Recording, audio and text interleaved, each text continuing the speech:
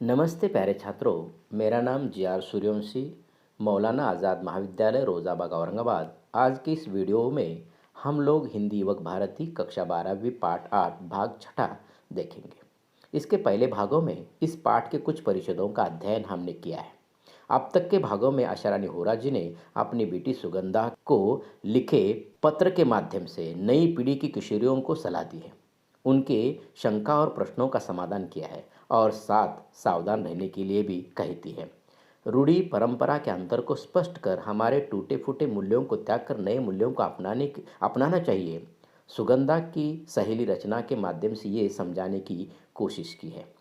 दोष सिर्फ रचना का ही नहीं, उसकी नासमझ उम्र का है, परिवेश का, वह स्पष्ट किया हुआ है। यहाँ तक हमने देखा था। आगे देखते हैं पृष्ठ क्रमांक 43 पर। देखिए बच्चों, आप अपनी किताब में या स्क्रीन पर देखिए। इस अल्लड़ उम्र में अगर वो लड़की अपने परिवार के स्नेह संरक्षण से मुक्त है, आज़ादी के नाम पर स्वयं को जरूरत से ज़्यादा अहमियत देकर अंतर्मुखी हो गई है, तो उसके फिसलने की संभावना अधिक बढ़ जाती है। अपने में अकेली पड़ गई लड़की जैसे ही किसी लड़के के संपर्क में आती है, उसे अपना हमदर्द समझ बैठती है और उसके बहकने की, उसके कदम भटकने की संभावना और भी बढ़ जाती है। लगता है अपने परिवार से कटी रचना के साथ ऐसा ही है।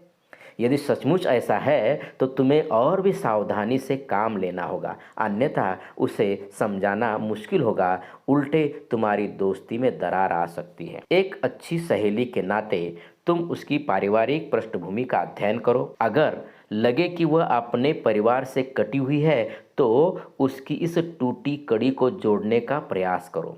जैसे तुम मुझे पत्र लिखती हो, उससे भी कहो वह अपनी माँ को पत्र लिखे। अपने घर की भाई बहनों की बातों में रुचि ले। अपनी समस्याओं पर माँ से खुलकर बातें करे और उनसे सलाह ले। यदि उसकी माँ इस योग्य न हो तो वह अपनी बड़ी बहन या भाभी से निर्देशन ले। यह भी संभव ना हो तो अपनी किसी समझदार सहेली या रिश्तेदार को ही राजदार बना ले। घर में किसी से भी बातचीत का सिलसिला जोड़कर वह अपनी समस्या से अकेले जूझने से निजात पा सकती है। नहीं तो तुम तो हो ही। ऐसे समय वह तुम्हारी बात न सुने, तुम्हें झटक दे, तब भी उसकी वर्तमान मनोदशा देखकर तुम्हें उसकी बात का बुरा नहीं मानना है।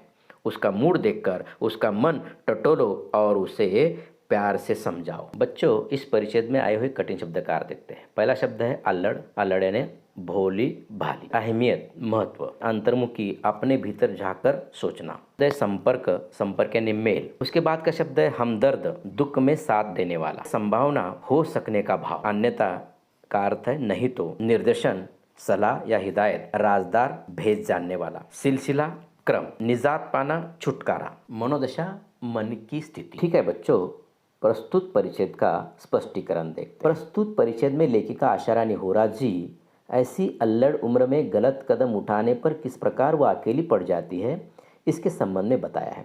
ऐसी अल्लड़ भोली भाली उम्र में परिवार के लोगों से उसे पूरी तरह से छूट मिलती है।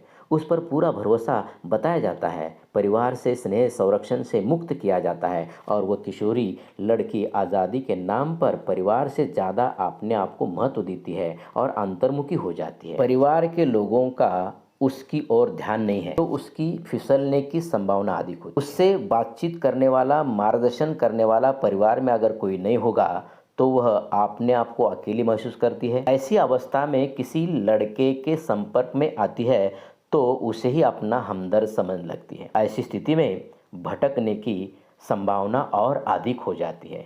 लेखिका कहती है कि तुम्हारी सहेली रचना के साथ भी ऐसा ही हुआ होगा।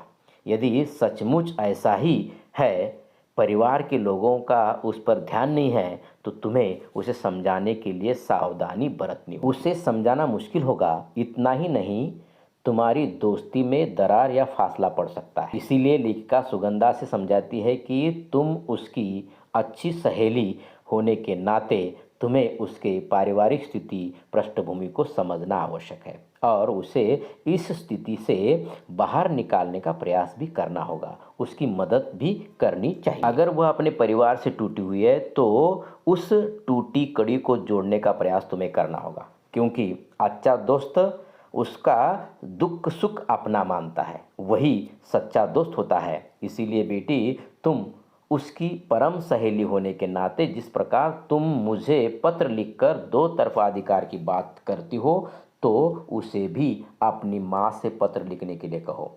घर के लोगों से अपनी समस्याओं के बारे में खुलकर बात करने के लिए कहो। अगर उसकी माँ को उसकी समस्या सुनने के लिए समय नहीं है, तो घर के अन्य सदस्यों से बात करने के लिए कहो। बड़ी बहन से, जिससे उसकी समस्या का हाल निकल सके या हाल निकाल सकती है। उसे समझाते वक्त तुम्हें वह भला बुरा भी कह सकती है, लेकिन तुम्हें उसकी मनोदशा देखकर उसकी बातों का बुरा नहीं मानना चाहिए। उसका मूड देखकर प्यार से उसे समझाकर इस स्थिति से बाहर निकालना चाहिए। इस प्रकार इन दो परिच्छेदों में लेखिका अपनी बेटी को मित्रता का धर्म निभाने की सलाह दे रही है। ठीक है बच्चों, अगला परिच्छेद पढ़ते हैं। प्रश्न क्रमांक 44 पर देखिए। एक शुभचिंतक सहेली के नाते ऐसे समय तुम्हें उसे इसीलिए अकेली नहीं छोड़ना है कि वह तुम्हारी बात नहीं सुनती या तुम्हारी बात का बुरा मानती है। तुम साथ छोड़ दोगी तो वह और टूट जाएगी। अकेली पड़कर वह उधर ही जाने के लिए कदम बढ़ा लेगी जिधर जाने से तुम उसे रोकना चाहती हो।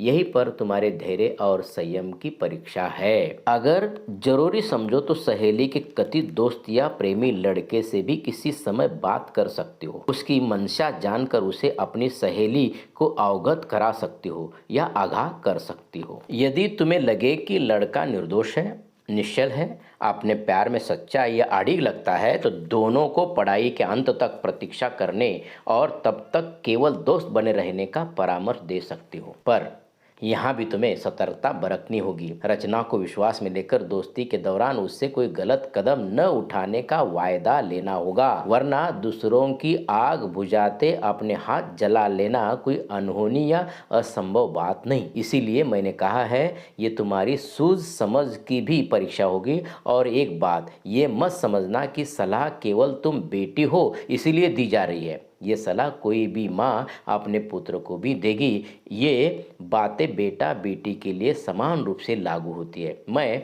इसके परिणाम की प्रतीक्षा करूंगी। अगले पत्र में जानकारी देना दोगी ना तुम्हारी माँ। बच्चों, प्रस्तुत परिच्छेद में आए हुए कठिन शब्द का अर्थ देखते हैं। मंशा का अर्थ है इच्छा, अवगत यानी जाना हुआ, आगाह करना ये मुहावरा है, इसका अर्थ है सूचित करना, निश्चल यानी छल रहित, अड़िग अर्थात अटल, परामर्श यानी सलाह, सतर्कता यानी सावधानी। ठीक है बच्चों, प्रस्तुत परिच्छेद का भावार्थ देखते हैं, स्पष्टीकरण देखते हैं। इस अंतिम परिच्छेद में लेखिका आशा रानी होरा अपनी बेटी सुगंधा को अपनी दोस्ती का धर्म किस तरह निभाना है और साथ ही अपने प्रति सजग भी रहना है, ये बातें पत्र के माध्यम से समझाती है।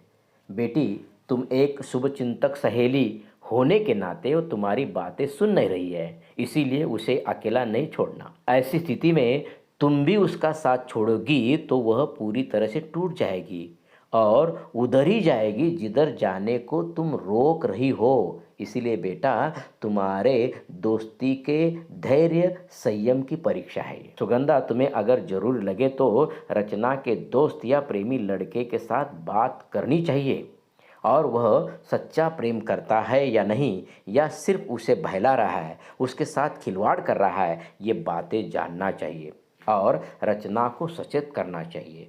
उससे बातें करने पर वह लड़का निर्दोष, निश्चल है, अपने प्यार पर अटूट है ऐसा लगता है तो दोनों को पढ़ाई पूरी होने तक सच्चा दोस्त बनकर रहना होगा, इंतज़ार करना होगा। ऐसी सलाह तुम दोनों को देना। उस समय बेटी तुम्हें सतर्क रहना होगा। रचना को विश्वास में लेकर दोस्ती के दरमियान कोई गलत कदम ना उठाने का वादा लेना होगा, वरना दूसरों की आग बुझाते बुझाते आपने हाथ जला लेना ये असंभव नहीं है। ऐसी उम्र में हमारी इच्छा ना होने पर भी गलत दोस्तों के कारण गलत रास्ते पर जा सकते हैं। जब गलती समझती है तब वापस आने का रास्ता बंद हुआ होता है, बहुत देर होती है और हमारा जीवन नरक बन जाता है। इसीलिए लेखिका अपनी बेटी को कहती है कि यह तुम्हारे सूझ समझ की परीक्षा है। बेटी, तुम ये मत समझना कि तुम बेटी हो इसीलिए मैं ये सब बातें समझा रही हूँ, ऐसा हरगिज़ नहीं है। एक माँ बेटी बेटे में फ़र्क नहीं करती, वह बातें दोनों को लागू होती है। इन सारी बातों का परिणाम जानने की इच्छा लेखिका अंत में रखती है। यहाँ पाठ पूरा होता है। धन्यवाद बच्चों।